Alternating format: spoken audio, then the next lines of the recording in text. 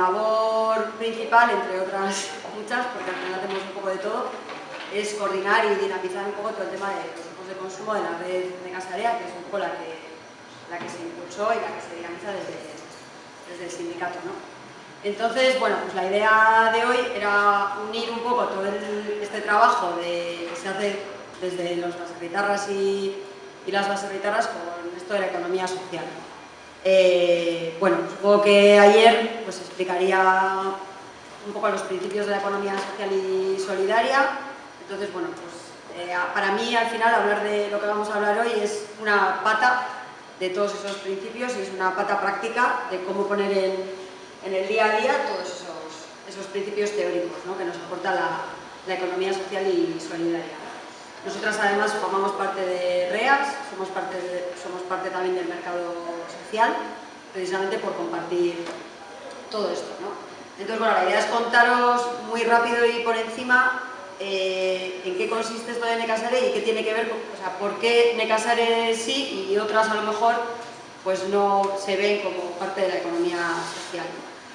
Bueno, esto de Nekazare es una idea que se tuvo dentro del sindicato hace ya como hace 10 años o 8 por ahí.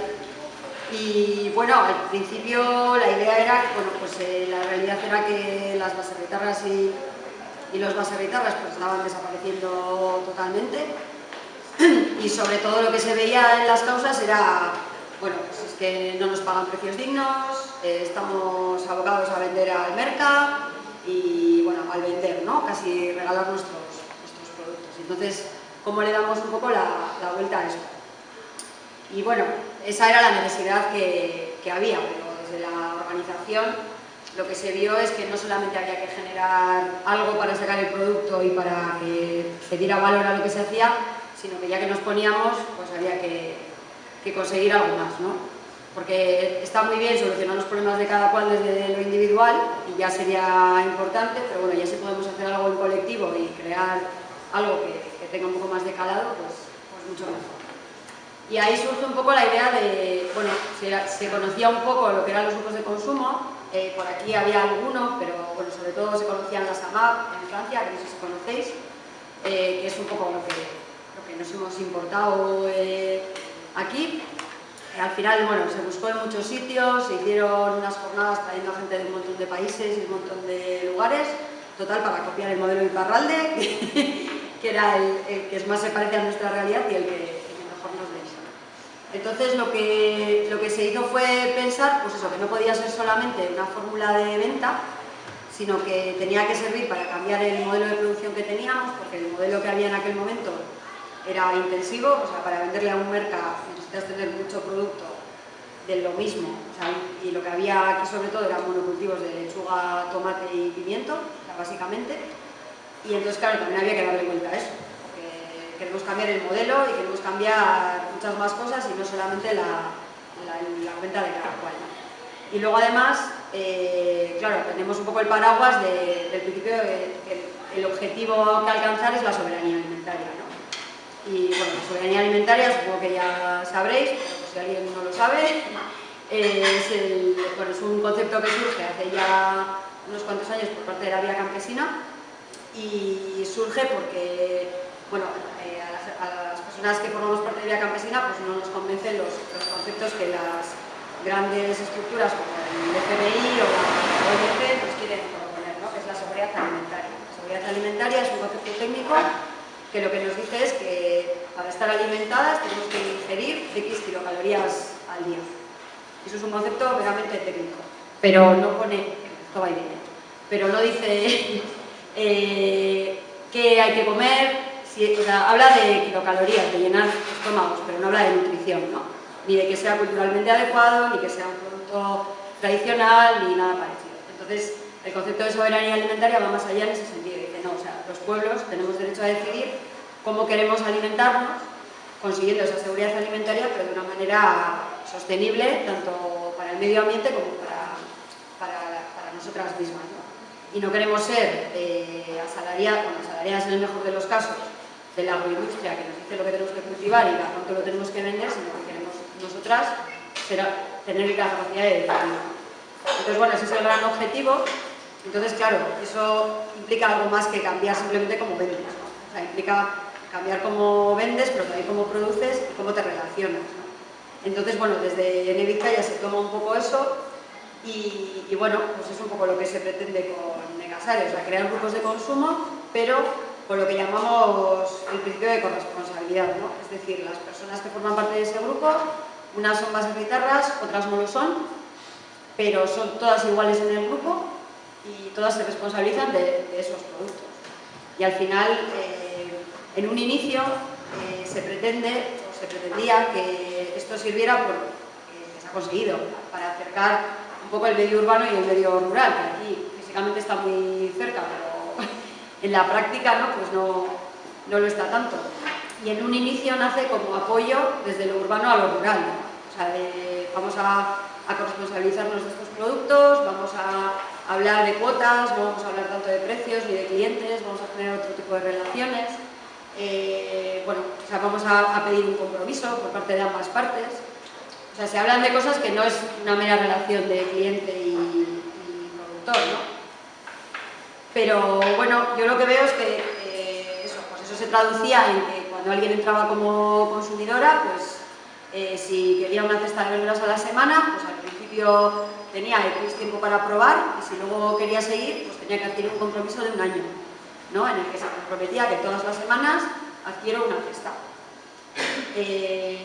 Claro, que lo ves desde fuera y logísticamente es eso, pero claro, si una semana la cesta viene más baja, vale lo mismo que si viene más alta, el productor te tiene que contar por qué viene más baja, por qué viene más alta, qué le pasa, tú tienes que entender también lo que le pasa, es decir, se genera ahí otro tipo de relaciones, una relación también muy de confianza. Porque bueno, además, hoy en día prácticamente todas las personas que producen en Nekasare hacen agricultura ecológica y están la mayoría certificadas, aunque no todas porque no es un requisito que se exige. O sea, el aval lo pone la red y lo ponen las personas consumidoras mediante visitas, mediante ese conocimiento. Pero en un inicio no era así. O sea, esto también nace para cambiar un modelo. Entonces, si queremos cambiar, el punto de partida no es el que nos gustaría.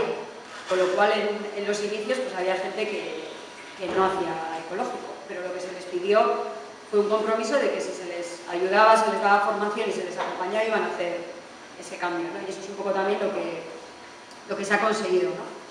Y bueno, pues básicamente esto es como se empezó.